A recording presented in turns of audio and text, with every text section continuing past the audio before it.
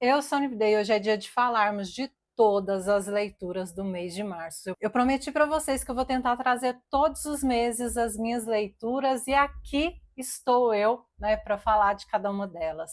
Vamos sem enrolação falar do primeiro livro que eu consegui concluir no mês de março, que foi O Pintacilgo. E gente, eu gostei demais desse livro.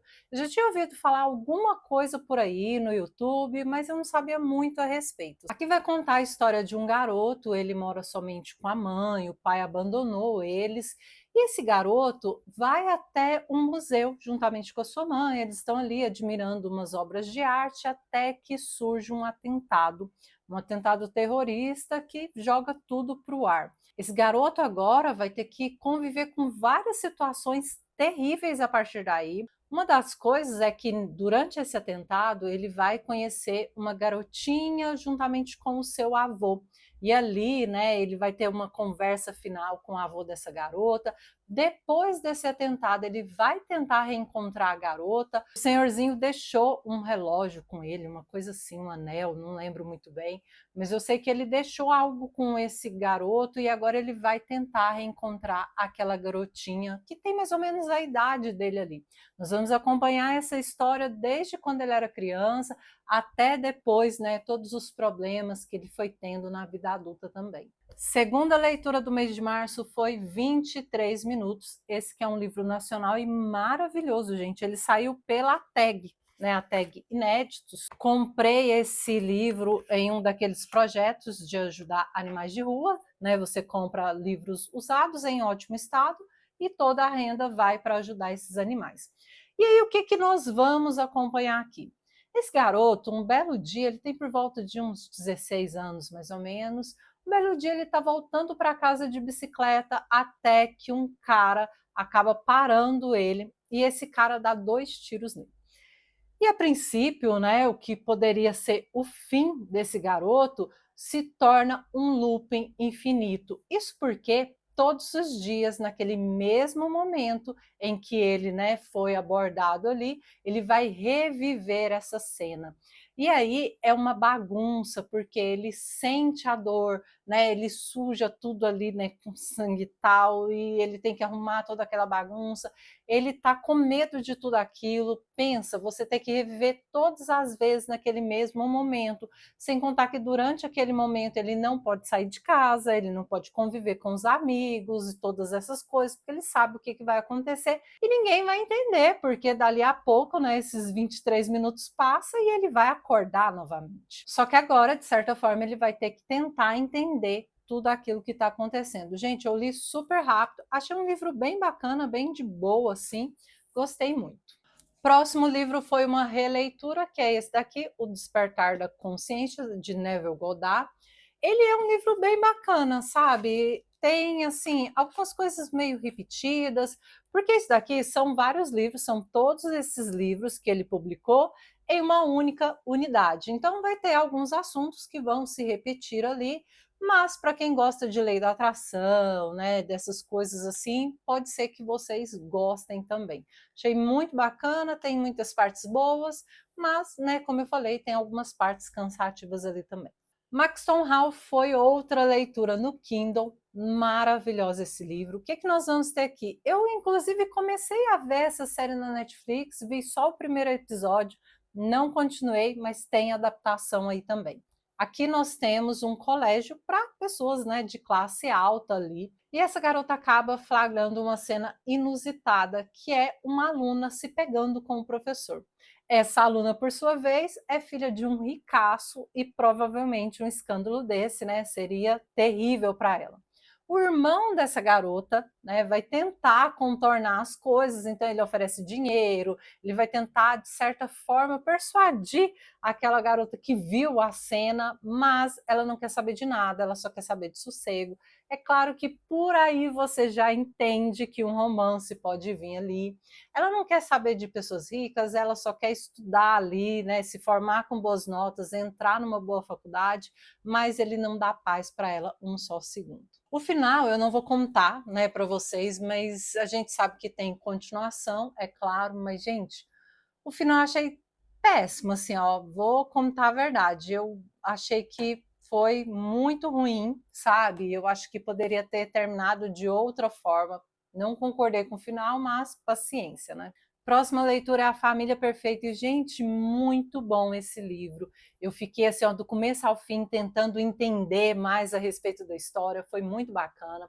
Aqui nós vamos conhecer Lib, que ela descobre uma carta, descobre que ela vai ser herdeira de uma mansão enorme. A princípio você não está entendendo muito bem, porque é narrado, tipo, acontecimentos lá atrás, narrado uma mulher, acontecimentos da agora, ela tá na rua com as suas duas crianças, você vê que ela não tem condições nenhuma, ela toca violino para poder ganhar dinheiro, mas acontece que o violino dela quebrou e ela não tem um centavo para pagar o conserto. Você vai acompanhar aí a história dela agora, recente, atualmente, e também lá atrás. Assim como você vai acompanhar a história de Lib. E aí você vê que Lib, ela é uma garota que não faz ideia de quem eram os pais biológicos dela, ela tem poucas informações. Quando ela herda essa casa desses pais biológicos, ela resolve ir até lá e conhecer um pouco da vida dela. E aí é onde nós vamos ver todas essas duas se reencontrando, inclusive outras pessoas também entrando na história, porque o que acontece?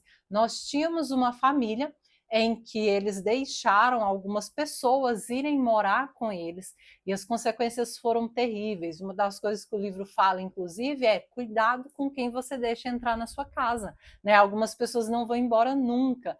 E aí as coisas saíram do controle, houve uma tragédia ali na casa, e agora, né, todos eles vão estar ali, vão se juntar, tanto essa Lib quanto essa outra mulher que nós estamos conhecendo e que a gente sabe que o nome dela não é aquele que ela está abordando ali. Muito bacana esse livro, gente, amei. Depois eu li Zoe, A Própria Vida de Deus, e eu não gostei desse livro, de verdade. Eu achei que fosse um livro mais profundo, eu achei que fosse um livro bom, assim. Eu ouvi falar desse livro, né, coisas muito boas, disse que esse livro era incrível, que a vida mudou depois de lê-lo, né, que apesar de ser um livro fino, era o melhor livro da vida e tal, mas eu achei um livro muito introdução, sabe? Isso daqui poderia ser introdução para um outro livro, algo muito superficial, muito introdutório, que não trouxe, né, abordagens significativas nenhuma. Essa, lógico, foi a minha opinião. E talvez, né, para uma pessoa que não tenha, né, tantos conhecimentos, talvez seja interessante, mas eu realmente não gostei. Depois, nessa pegada de livros de não ficção, eu li Real, que eu também não gostei. Eu acho que eu não estava na vibe, gente, porque foi assim, ó, um livro de não ficção atrás do outro, todos mais ou menos no mesmo estilo, e eu realmente, né, não gostei tanto assim. Aqui eu acho que algumas coisas foram repetidas, mesma coisa, acho que foi uma coisa muito introdutória, você não teve grandes aprofundamentos, você não teve grandes coisas para colocar no dia a dia. Em seguida, eu li Sinais, e esse livro foi péssimo, porque eu achei, assim, teve umas coisas, sei lá, eu tiro umas 5 páginas que eu aproveitei aqui realmente, mas é porque eu achei que a abordagem fosse outra, sabe?